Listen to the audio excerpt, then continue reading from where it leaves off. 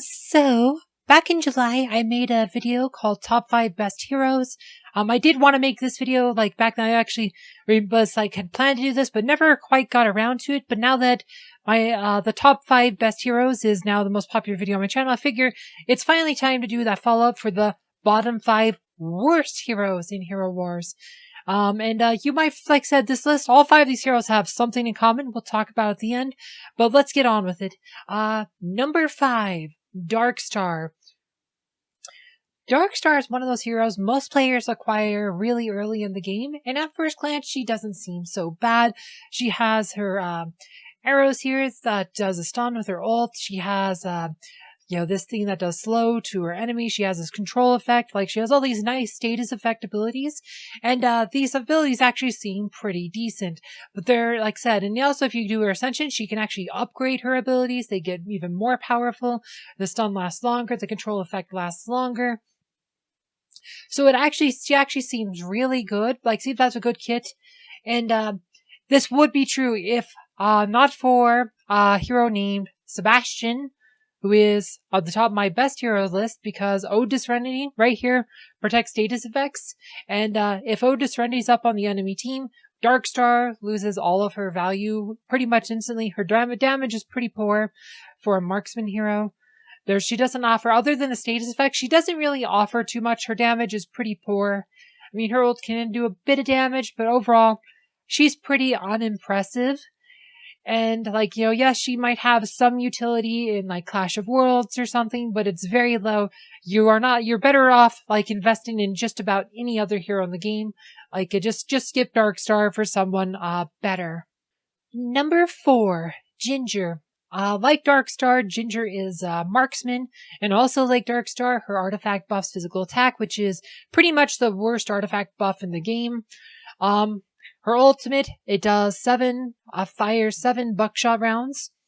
Right, it does it really fast. And this might seem like good, but it hits all enemies, and because of things like dodge mechanic in this game, you end up feeding a lot of energy to the enemy team, because every time an enemy dodges, they gain energy based on the amount of damage they take, and it actually ignores like armor and stuff, so they usually gain more energy than if they'd taken the damage. And because of heroes like Aurora or Dante, who could just use Cane Patronage to spam up a whole lot of dodge buffs, this ends up usually being detrimental to your own team. Like Aurora in particular, you just end up activating her ult a lot. She spams a bunch of dodge buffs, but also drops a whole lot of AE damage on your team, and you end up just pretty much suiciding your whole team with this ult. This makes her really bad. Penetrating Shot, this one is actually probably the best thing about her, a hero here, is this can be good in the campaign. This can be good, like, versus long fights, but dodge mechanics a thing in PvP. Kind of makes this pointless. Another AE attack. Not too bad. But it's, not that great either. And this is the penetrating shot ends, like, or whatever, fuzz or physical attack stuff. Like, these ones okay, like the penetrating shot, the range shot, those are good abilities. But the Lead Storm right here, this is a terrible ult because of, it's all physical, and it literally just allows, dodge heroes just to spam a bunch of ults. She can be okay in, like, a clash or something, but don't invest in her. She's just not worth it. Number 3. Elmir, a hero so bad, I didn't even summon him. There was a time when he was, like, okay, just because he buffs armor penetration, unlike the other two who buff previous heroes who buff physical attack. Armor penetration is a much better buff, and for a longest time, he was one of just 3 heroes, along with Fox and Shinmao, who could buff armor penetration. But, once they released Morrigan, there was now another hero who could buff armor penetration. Then Morrigan is followed up with Isaac and later Tristan. So now there's 6 heroes who could buff armor penetration, which kind of took away Elmir's main value. Morrigan also doubly hurts Elmir because she can summon undead minions, which Elmir's big thing was all these sand clone things. He has this Mirage ability which creates sand clones, with like a percentage of his health, and they just kind of cause a lot of like chaos and stuff, confusion. Perfect Blades, which buffs his sand clones. Then he has Many Truths, which actually creates more sand clones. Like, his whole kit was about creating these sand clones, but they have a timer on them, so they fade after a while. And Morgan buffs the same buff he does, and has the whole, like, has actual minions who do a lot better, more damage and stuff that actually are permanent as long as they don't die. And she can heal her minions too. pretty much Morgan has completely obsoleted whatever value Elmir had, took away his entire role. So now there's no reason to actually ever invest in Elmir. He's a bad hero. Number 2, Artemis. Artemis has a similar problem to some of these other heroes on this list in that her ultimate does multiple hit physical attack. Right, and this just makes it easy to dodge. It does cause the enemies to gain a lot of energy.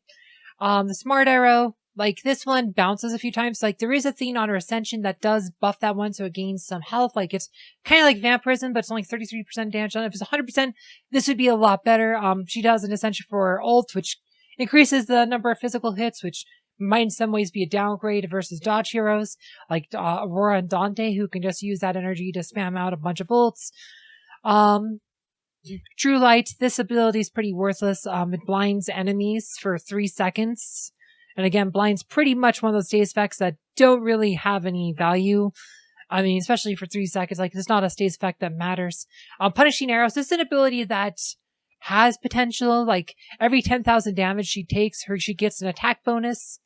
It's not a huge attack bonus, but if you can somehow keep her alive, and like I said, if the healing smart arrow was more healing, it'd probably help her a lot, but she's really frail. Even fully maxed, she's just not that good. She has some value versus PvE. But overall, she's not a good hero. There's not a lot. She has not a lot going for her. Her ascension abilities, they really missed on. They had an opportunity to actually maybe possibly make her decent. And these ascension abilities were not nearly enough. And she's literally one of the worst heroes in the game. Number 1, Astrid and Lucas. Astrid and Lucas. It's kind of like a combo. You get Astrid plus Lucas. Astrid is one of 2 heroes who doesn't use energy in the game. But unlike Isaac, she doesn't really have, her mechanic really doesn't really benefit anyway. It buffs up Lucas, her ultimate, so so she gets 17% range with every attack. Once her rage reaches 100%, Astrid could use her first skill. Her pet transforms to rage. That rushes the front row, taking the enemy's attacks on itself. It takes no damage from these attacks, but each enemy attack deprives the pet of 7% rage. So 7% rage every time it gets hit, right, and there's lots of enemies that could do multi-hits. This is actually one of those heroes where Artemis and Ginger actually make sense versus, because all those multi-hits actually just eat Lucas. But there's lots of other heroes who are actually good who could do that, Dante can multi-hit, Krista can multi-hit, right? There's countless, Heidi, Maya, etc. And right, because it doesn't take damage, so she buffs armor. It was just funny, she buffs armor with your weapon, which is actually, which actually a decent buff unlike the other ones, but because Lucas, Lucas can't benefit from it, so there's no synergy with it. It's just a really odd ability. Everything about her kit is just really poorly thought out. It's just if she gained 33% rage and stuff, you doubled the round of rage she got for every attack, made 34% or something. If you made it lower, if she only lost 3% rage, or maybe gave Lucas actual health, an actual health pool, actual stats, actual armor. So it actually, so the armor buff actually mattered. Maybe it'd be better, but, rampant nature, again, just kinda, it's a buff for the pet. It's a buff, like I said, and, it's just her, Lucas is such a garbage ability. Like I said, he is just not good. He's not good, which ends up making Astrid and Lucas a bad hero, the worst hero in the game. I mean, it's just, she's absolutely bad. There's just, her whole kit is about buffing up the pet, and it's just, the pet's bad. Passive skill, each of the sets, right? So this one is about the only thing that doesn't really, like I said, I mean, the enemy stun, it has a way if the pet hits it, so it can actually cause some stuns if the pet hits it, but yeah, our whole kit's about buffing up this stupid pet who is really poorly designed. I mean, if this pet had actual stats, could benefit from the armor buff, didn't die like I said, it's if her ult didn't cause it to just lose all of her rage really quickly, because every time she takes a hit, she loses her rage really quickly. She doesn't recharge it fast enough. There's so much bad. This whole kit is bad. Ascension abilities, she doesn't have any, but maybe if they give her some ascension abilities that actually fix this, like I said, or rework. Really, she needs a rework to make Lucas actually an actual threat, to have actual stats, so we could actually benefit from her artifact buff, because it just, there's no synergy here. It just, everything about her is just a bad design, and I give her the rank of worst hero in the game. And if you noticed, all 5 of these heroes are marksmen, or in case of like Elmir and Astrid, marksman warrior hybrids. And that has to do with the way physical attackers in this game are in a very, very, very bad place. Physical attackers are pretty much non-viable since the introduction of Kain, and even more so after they added the dodge energy bonus on May 17th with the release of Yasmin. And so physical attackers, there are some exceptions like Dante, like Ishmael, like Yasmin that have some value. Ju, like I said, but a lot of those heroes can also do pure damage, right? A lot of physical attackers are in a really bad place because all you do with physical attacks, you could feed dodge energy from Kain to like Aurora to Dante, just cause your enemy to get a lot of free damage from ult spam. And so this has kind of made physical attackers non-viable.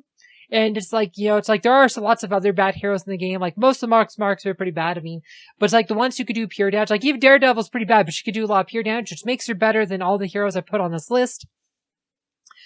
There's some heroes like Fox can be pretty bad, but Ishmael is actually really good, and Fox is, actually the only armor pen buff that can go on in a back line. And I have seen some Ishmael Neb Fox lines.